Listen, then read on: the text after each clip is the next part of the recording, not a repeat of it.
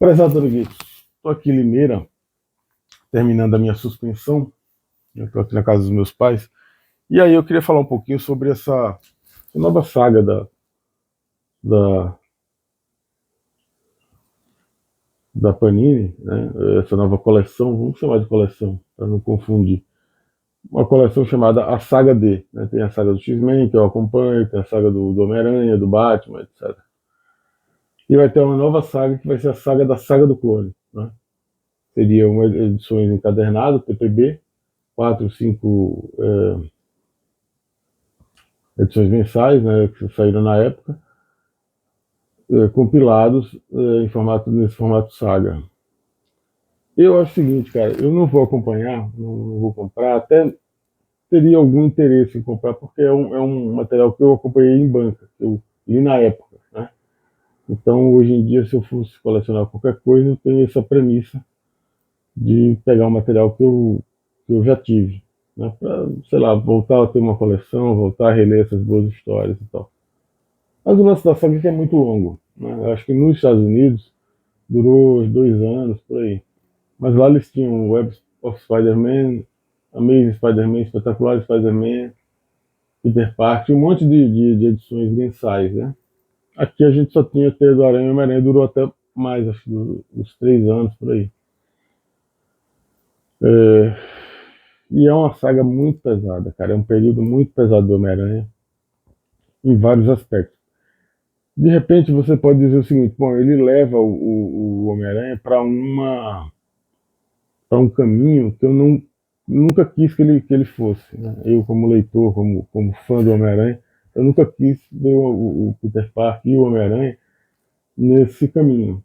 É um caminho de ladeira abaixo total, assim, depressivo mesmo. Sabe? A saga do clone, assim, no todo, o que o sentimento que mais representa a saga do clone é um sentimento de depressão melancólico, né? Baixo astral, entendeu? Você ia lendo aquilo, claro que eu estou falando muito em função da minha percepção da época.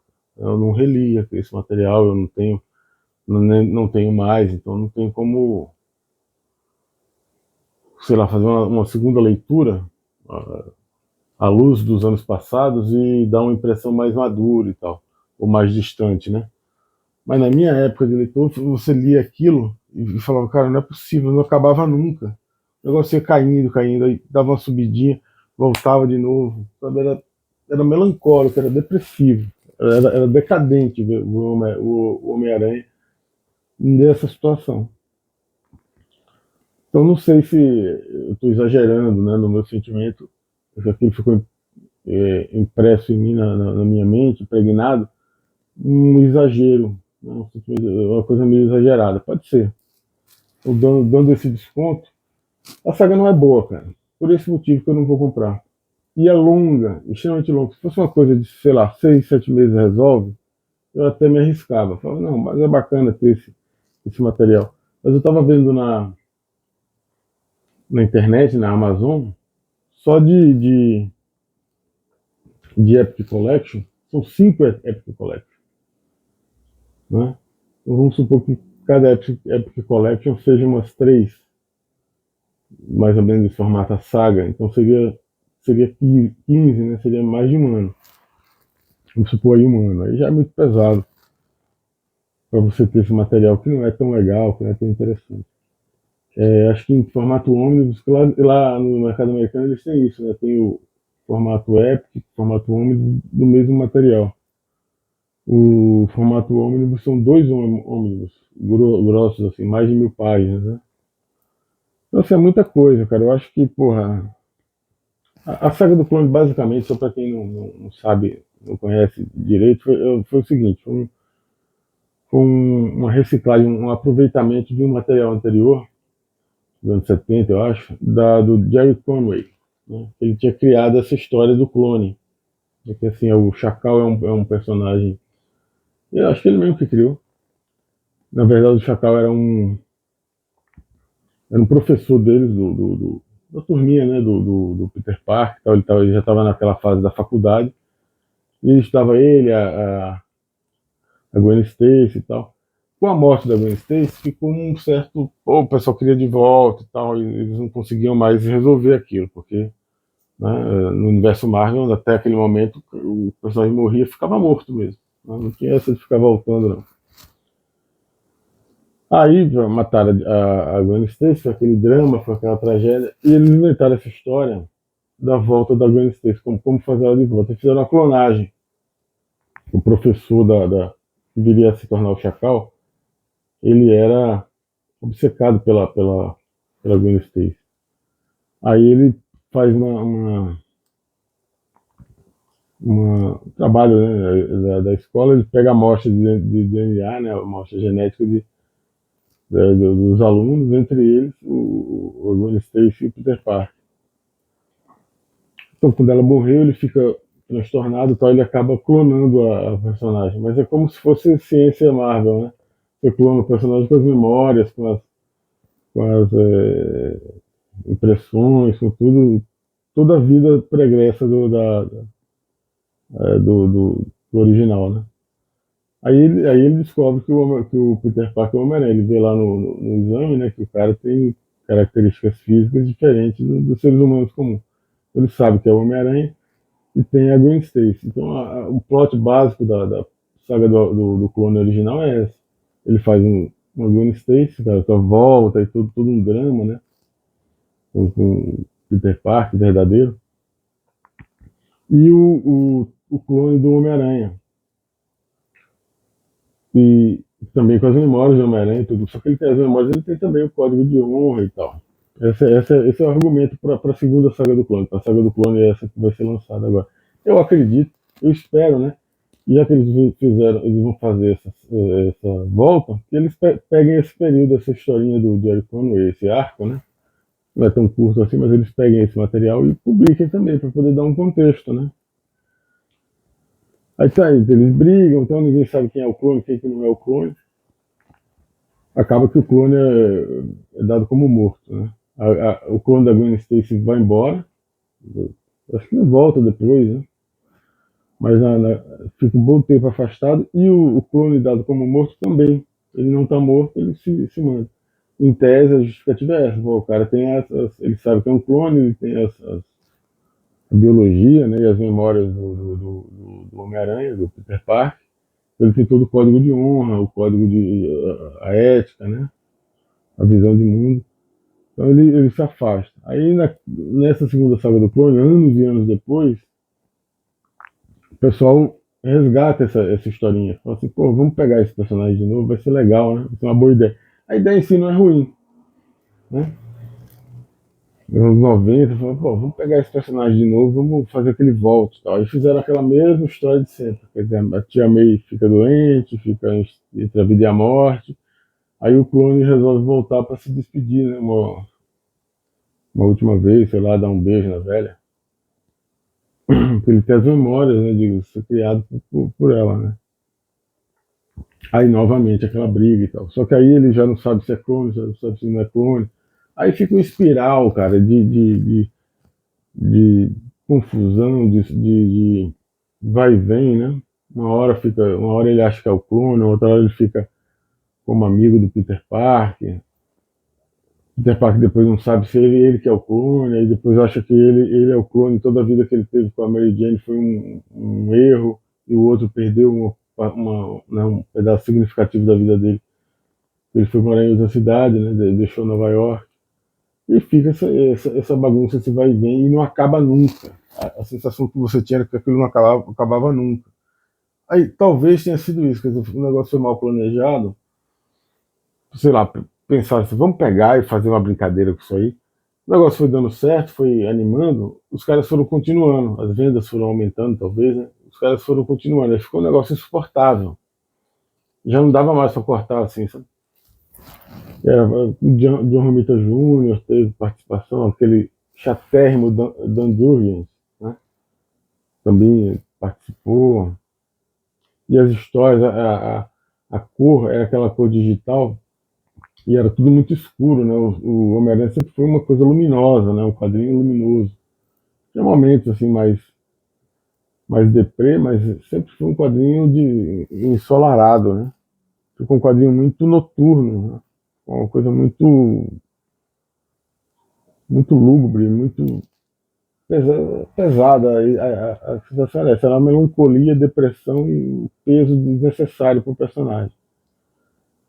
Então eu não gostava daquele período, ele não acabava nunca. Aí depois teve toda essa fase, que não sei se eles consideram isso também fase do clone, mas eu não sei muito bem se dá para chamar de fase do clone, que é a parte quando eles têm o Aranha Escarlate, né? E aí o clone já vira um personagem por si só, né? Chamado Ben Reilly. Ele já estava usando o nome, né? Que é uma homenagem ao nome de solteira sobrenome de solteira da tia May, e Ben em homenagem ao tio Ben. Mas aí fica realmente como um personagem, com a Aranha Escarlate. Então, todo esse período da Aranha Escarlate, que é aquele típico herói anos 90, chatérrimo também, com aquelas as pulseiras, um espécie de moletom rasgado. Puta, eu achava aquilo horroroso, velho. O design do personagem eu não gostava. E poderia ter sido um bom personagem, né? Tem muita gente que gosta desse Ben Reilly. Talvez quem leu no começo. O que aconteceu? O personagem do Homem-Aranha envelheceu demais né, da sua formação inicial, da sua concepção inicial, né? Ele foi concebido como um adolescente com superpoderes. Então ele tinha todas as dificuldades dos adolescentes, né? Então, mais ou menos como o Billy Batson, né? Do Capitão Marvel, né? Ele tinha todo aquele poder, mas ele tinha também todas aquelas questões de adolescência, de escola, de juntar dinheiro, de tentar namorar e tal. Relações com a figura paterna, né? No caso da tia May. Aí ele envelhece muito e vai para a faculdade primeiro, né? Ele sai do colegial, vai para a faculdade. Depois ele vai para a vida adulta, profissional. Casa com a Mary Jane. Aí fica um negócio, fica outra coisa, vira outro personagem, né? E a Marvel sempre tentou, de alguma maneira, sei lá, rejuvenescer esse personagem. Voltar às origens, né? Voltar aquele espírito adolescente. Tenta isso um pouco com o Aranha 299, um pouco, porque o Aranha 299 tinha outras questões também. Era a Marvel tentando fazer um novo universo, né? Ele já tinha tentado isso no novo universo Marvel, não tinha dado certo. Uma coisa mais ficção científica, mas de alguma maneira ali tem um personagem um pouco menos com menos fardo, né?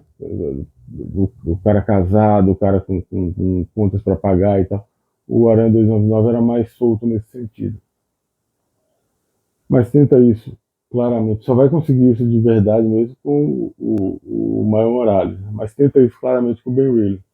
É colocar um personagem que tenha menos peso na vida dele como Peter Parker, vamos dizer assim. Né? Mas não consegue, cara. Pelo menos eu acho que não consegue. Eu acho que o Ben Reilly, embora tenha um público fiel, né, quantidade de gente que começou a ler quadrinho e pegou esse período e goste dele, ele não tem o charme do Homem-Aranha verdadeiro. Né? Fica um negócio meio. Os anos 90 não foram tão bons assim para os quadrinhos. Fora isso, o traço é muito ruim, cara. Como eu falei, mesmo o Dan Jurgens, eu nunca gostei do traço dele, mas ele tem características ali, ele sabe desenhar, tem características competentes. John Romita nessa fase já estava declinando, já estava indo para esse caminho que ele faz hoje, né, com um negócio totalmente cinético, totalmente artificial, com poses muito marcadas, né? O Dormita Júnior que eu tô falando, né? Não é o pai. O pai sempre foi bom. Mas sei lá, eu acho que assim, no todo,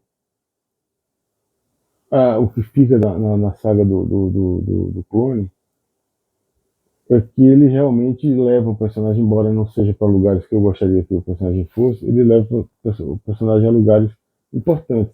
É marcante na vida do personagem. Tá? Isso você não pode negar. Você fala assim, cara,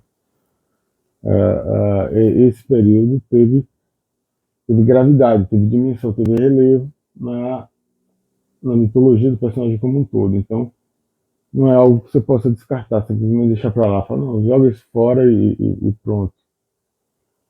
Né? Então, nesse sentido, valeria a pena colecionar. Se fosse alguma coisa razoável, sei lá, 6 meses, né? 6 edições.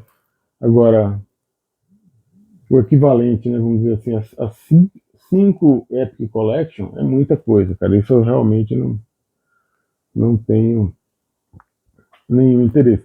Isso estamos falando dessa da Epic Collection da saga mesmo do clone, né, do núcleo duro. Se você pegar os anos do Aranha Escarlate, aí eu acho que dá mais ainda. Ainda mais coisa ainda. Aí fica um negócio gigantesco, né? Mas é aquela coisa, cara. Se ele tem algum significado para. Talvez ele tenha algum significado para uma geração de pessoas que começaram a ler o quadrinho naquela época, ou embalaram assim como colecionador, como leitor do Homem-Aranha naquele período. Então, nesse sentido, valeria a pena. Nesse sentido, até eu também gostaria de ter. Mas não é o meu caso. Eu, por exemplo, preferia muito mais uma Epic Collection de todo o material produzido publicado pela Editora Abril no começo da Teia do Aranha. E a Teia do Aranha, quando ela foi concebida, nessa época da saga do clone, já não estava mais,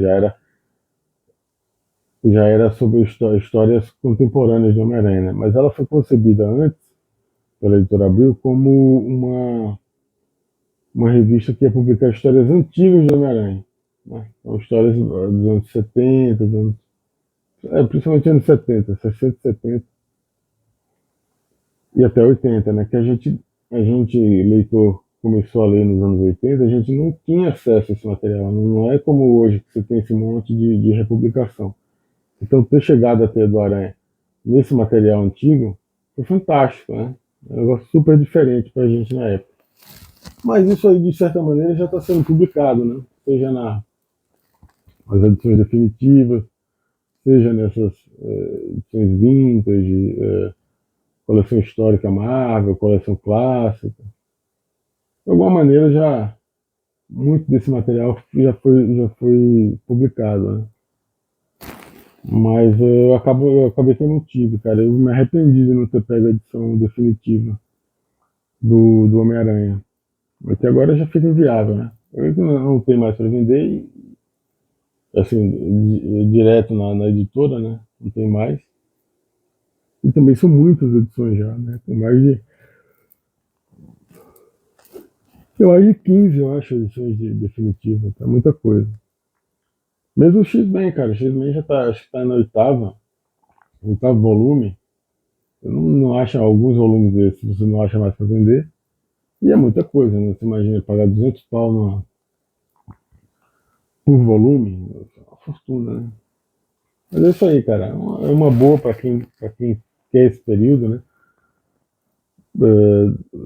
Vamos dizer, um período que não é de boa qualidade, né? Nem roteiro, nem desenho, mas que é um período, vamos supor, que você, pô, marcou a minha vida, marcou a minha infância, eu quero ter. Nesse sentido, vale a pena. Agora, não se iludam, porque o que eu vejo muitas vezes, talvez seja a questão central, é que o tempo vai passando e as pessoas vão levando meio que uma espécie de nostalgia fabricada. O grande perigo do momento atual é essa nostalgia fabricada.